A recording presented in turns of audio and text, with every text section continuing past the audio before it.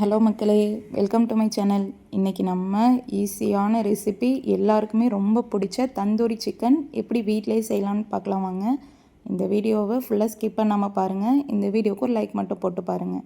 இப்போது நம்ம சிக்கன் செய்கிறதுக்கு ஒரு பாத்திரத்தில் 2 ஸ்பூன் எண்ணெய் சேர்த்துக்கோங்க. இது கூட நம்ம மசாலா ஆட் பண்ணலாம். 1 ஸ்பூன் மிளகாத்தூள், 1 ஸ்பூன் மல்லித்தூள், அரை ஸ்பூன் கரம் மசாலா, 1/4 ஸ்பூன் மஞ்சள்தூள் சேர்த்துட்டு ஃபுல்லாக அந்த எண்ணெயோடு சேர்த்துக்கோங்க. இது கூட 1 ஸ்பூன் இஞ்சி பூண்டு விழுது சேர்த்துக்கோங்க. நான் 3 ஸ்பூன் தயிர் எடுத்திருக்கேன். கெட்டியான தயிர் 3 ஸ்பூன் எடுத்துகிட்டு ஃபுல்லாக நம்ம மிக்ஸ் பண்ணி வச்சிடலாம். தேவையான அளவு உப்பு சேர்த்துக்கோங்க. சேர்த்துட்டு ஃபுல்லாக மிக்ஸ் பண்ணிக்கலாம். இப்போது நான் போன் சிக்கன் எடுத்திருக்கேன். அதை 2 சைடுமே நல்லா கீரல் போட்டு எடுத்துக்கிட்டோன்னா அப்போ தான் நமக்கு அந்த மசாலா அதுக்குள்ளே போகும். ஸோ 2 சைடுமே கட் பண்ணி எடுத்துக்கோங்க. எடுத்துகிட்டு மசாலாவை ஃபுல்லாக நம்ம அப்ளை பண்ணணும். இது கூட பாதி லெமன் சேர்த்துக்கோங்க. பாதி லெமன் சேர்த்துட்டு ஃபுல்லாக நம்ம இது ஒரு 2 மணி நேரம் நம்ம மேரினேட் பண்ணணும். அப்போ தான் இந்த மசாலா ஃபுல்லாக அந்த சிக்கனில் இறங்கும். நமக்கு டேஸ்ட் நல்லாயிருக்கும். நல்லா கலந்து விட்டுட்டு 2 மணி நேரம் மூடி வச்சு எடுத்துகிட்டு வந்துடலாம். இப்போது 2 மணி நேரம் ஆயிடுச்சு.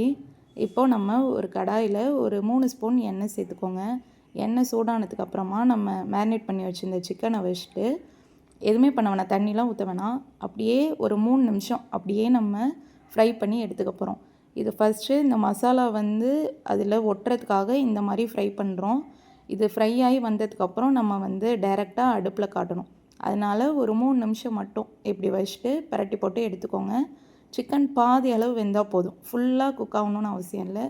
பாதி வெந்ததுக்கப்புறம் நம்ம டைரெக்டாக ஹீட் பண்ணுறப்ப இன்னும் சிக்கன் நமக்கு நல்லா வெந்து வந்துடும். இப்போ பரட்டி போட்டுக்கலாம்.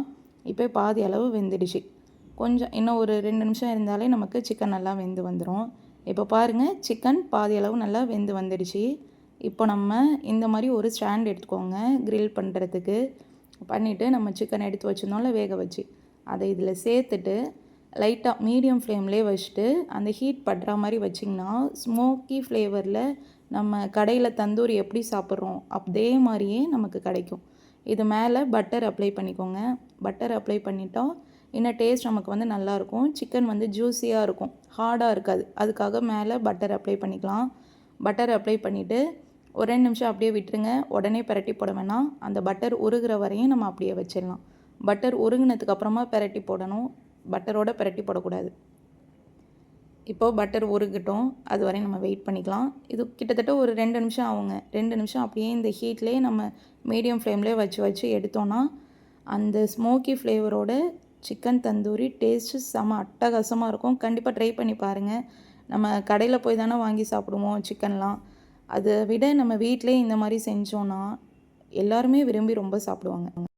இப்போ பாருங்கள், நமக்கு சிக்கன் நல்லா ஸ்மோக்கி ஃப்ளேவரில் ப்ரௌன் கலராக நல்லா நமக்கு வெந்து வந்துடுச்சு. இப்போ நமக்கு தந்தூரி சிக்கன் ரெடி ஆகிடுச்சு.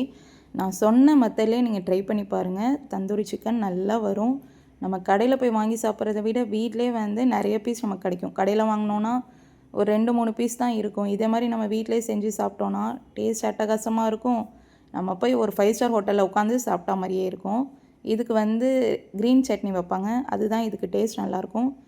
க்ரீன் சட்னி ரெசிபி எப்படின்னா, ஒரு மிக்ஸி ஜார் எடுத்துக்கோங்க. அதில் புதினா, கொத்தமல்லி, பச்சை மிளகா, இஞ்சி பூண்டு, தயிர், லெமன் சேர்த்துட்டு அப்படியே மிக்சியில் அரைச்சி எடுத்துகிட்டு வந்துட்டோன்னா நமக்கு க்ரீன் சட்னி ரெடி ஆகிடும். லெமன் கண்டிப்பாக சேர்த்துக்கோங்க. அப்போ தான் க்ரீன் சட்னி கலர் மாறாது. 1/2 மூடி லெமன் சேர்த்துட்டு நம்ம அரைச்சி எடுத்துகிட்டு வந்துட்டோன்னா நமக்கு க்ரீன் சட்னி ரெடி ஆகிடும். இதுக்கு மயோனைஸ் கூட நல்லாயிருக்கும். பட் க்ரீன் சட்னி செஞ்சு பாருங்கள், டேஸ்ட் நல்லா அட்டகாசமாக இருக்கும். இந்த வீடியோ உங்களுக்கு பிடிச்சிருக்கும்னு நினைக்கிறேன். இந்த ரெசிபி உங்களுக்கு பிடிச்சிருந்துச்சின்னா கண்டிப்பாக ட்ரை பண்ணிவிட்டு எனக்கு ஷேர் பண்ணுங்கள். நாளைக்கு வேறு ஒரு இன்ட்ரெஸ்டிங்கான ரெசிபியோடு உங்களை மீட் பண்ணுறேன். மறந்துடாமல் லைக் போட்டு சப்ஸ்கிரைப் பண்ணிக்கோங்க.